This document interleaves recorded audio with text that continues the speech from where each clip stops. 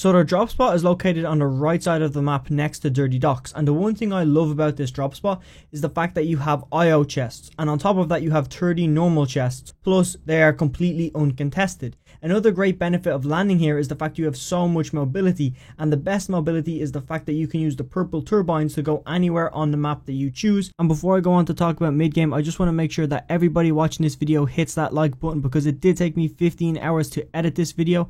On top of that, if you're new, make sure you subscribe. But with that said, let's talk about mid game. Mid-game has just begun and the FNCS champions are still at their drop spot. If you pay close attention to the map, you'll notice that another team has snuck up behind them. But instead of fighting this team, they decide to hop in a vehicle and rotate all the way down to Hydro Dam. Now for most people that might seem like an extreme rotation, but it actually was the most important decision they made in the whole tournament. This enables them to be on dead side or closer to dead side, meaning there's less chance of fighting an opponent. Now I'm going to show you the exact route they took to get all the way down at Hydro Dam, and it's very smart, and you'll see right now. So after they got away from the team that was trying to kill them, they started rotating towards Lazy Lake, and I think the reason for this was because they're trying to get as center as possible.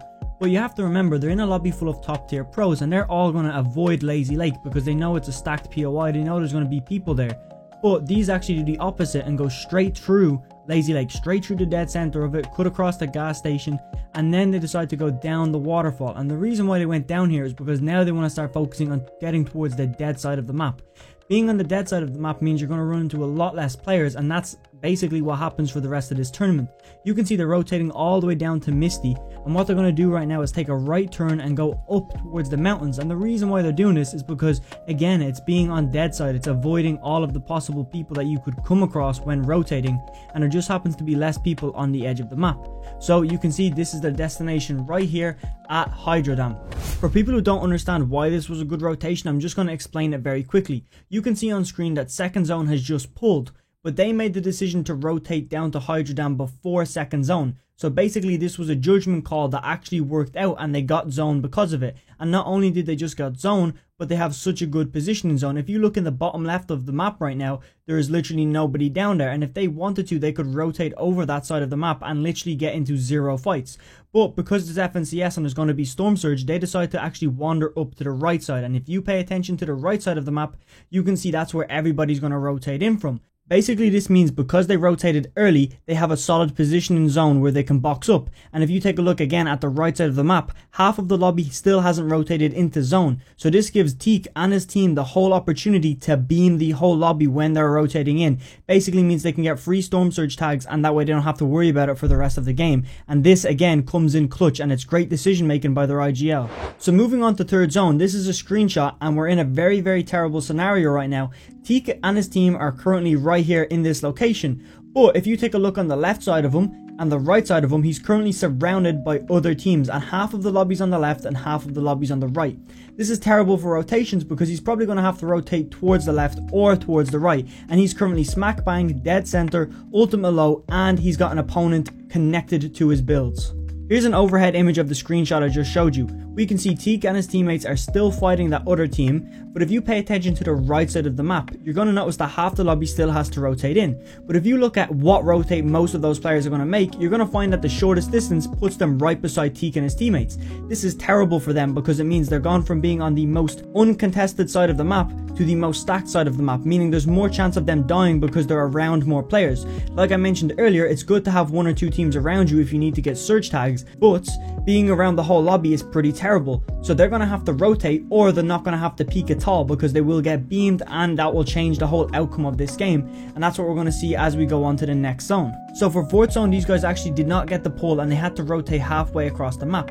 But they did something so ingenious but so simple at the same time. And you guys do it all the time, and we're talking about a pad play, but this is how you do it correctly. So I explained why this is a hard rotation to pull off, and if you still aren't aware, you can look in the bottom right of your screen right now and you will see the amount of teams that are around them, and it's very hard to rotate ahead of all of those teams without being sprayed in the back. But what Seti was actually able to do was find the perfect time to place this pad and rotate his whole team into zone without being shot. Now it's very important that you pay attention to the bottom right minimap as they're padding across the zone right now, because you will see every other team move around, but you will see how they were able to position themselves in zone in order to beam back and get some tags. So watch this point of view right now, okay? He's going to hit the pad. He calls his whole team first to make sure they pad in sync.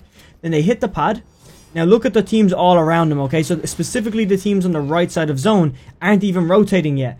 And what these decided to do was box up right below high ground. And this is 10,000 IQ, because if you're boxing up below high ground, everybody's going to be focusing on beaming high ground. Nobody looks at the bottom of height where the support is. So look what they're able to do now is that they're beaming back and they're holding the whole lobby. Now again, look in the bottom right map. Look how ingenious this is. The whole lobby is rotating at them. And because they padded early rather than padding late, they are landing and have a solid structure. They have a solid base, and they can actually grief so many players right now. Now they might not pick up the kills, but what they're doing is griefing everybody, and this is where their solid point of the tournament comes. This is where they make everybody else weak. So when it came to fourth zone, I noticed something super unusual, and that's the fact that there's no teams in the center of the zone. There's plenty of teams around the edges of the zone, and it's actually too contested on the right side. People should be playing center, and I know that these are top tier pros, but again, you have to go with statistics, and being dead center gives you the best chance of surviving because there's going to be less people there. Now I'm going to explain this from an overhead point of view and why it's important to be here in fourth zone, because it makes an easier rotation for half and half. Like you just seen, not one player is sitting in the center of the map, and I'm going to explain to you why everybody in this lobby has made the wrong decision. And yes, I do understand that these are top tier pro players. They have the best mechanics. This is literally the FNCS finals, but I am going to tell you why everybody in this lobby has made a huge mistake. First of all, what we're going to do is look at the players that we've been VOD reviewing the whole time, and that is right here. These are our FNCS winners, but they did not win this individual game. It was actually this team over here.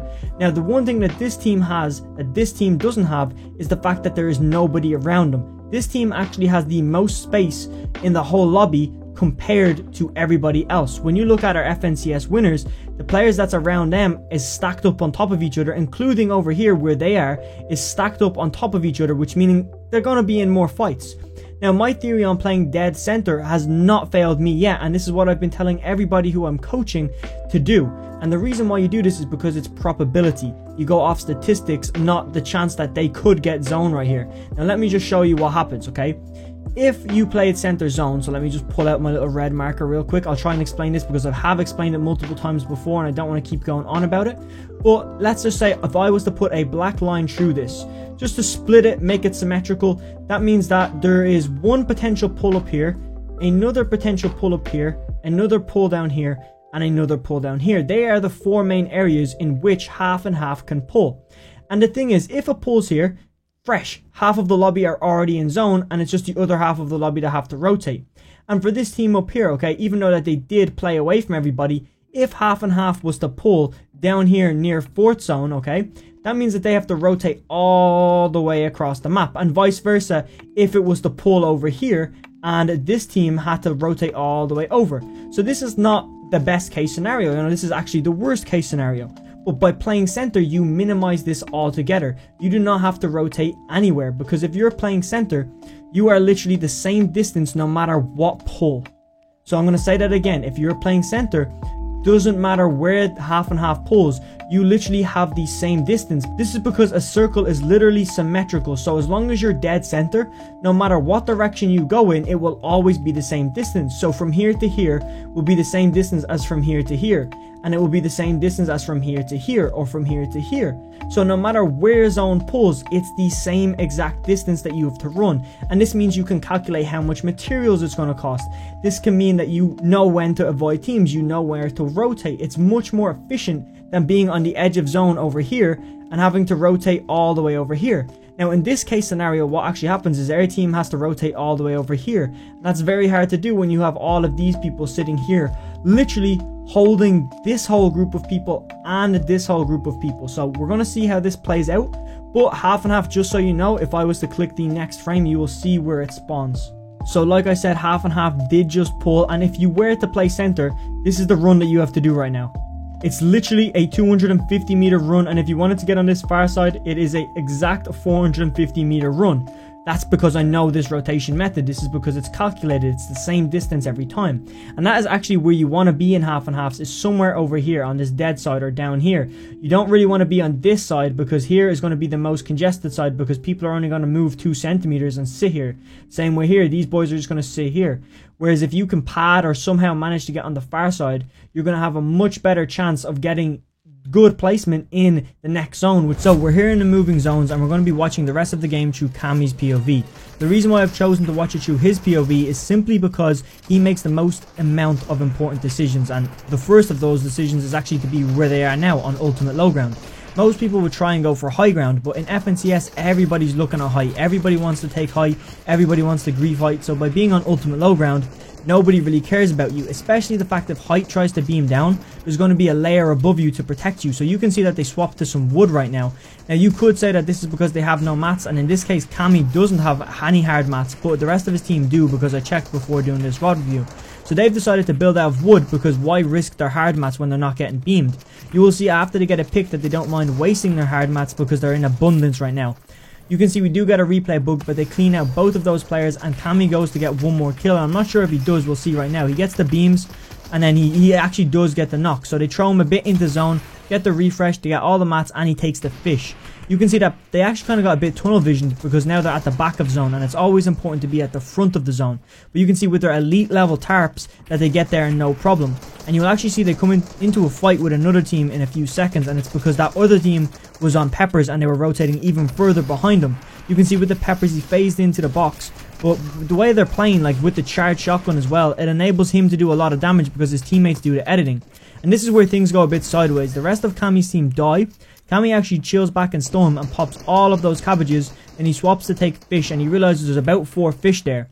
And he's deciding to take his time and make sure he pops everything as efficiently as possible, and he swaps out his charged shotgun for a spaz, and you can see he hits him with the double 48 thing, cones himself off, and he actually drops down. He realizes, hold on, I'm not going to make it to zone, so let me hit them with the pad. And again, I'm sorry for that replay delay. So you can see it's a 1v2 scenario right now, and what he actually does is with the gold spaz, he lands, and he hits him about 160, I think it was. Now, if he had killed him there, I do believe Kami would have won this game, because it's only him and them 2 players left. So he maintains high ground for a bit, and it's going to look like it's a bit of a heal off, and he's used all of his heals already, and those 2 players are just sitting below him, and there's not much he can do. He doesn't have any materials, I don't think, so he just has to wait it out. Now, he does hit them once, but obviously there's 2 of them, and they can both shoot at him at the same time, and with no mats, he just took the L.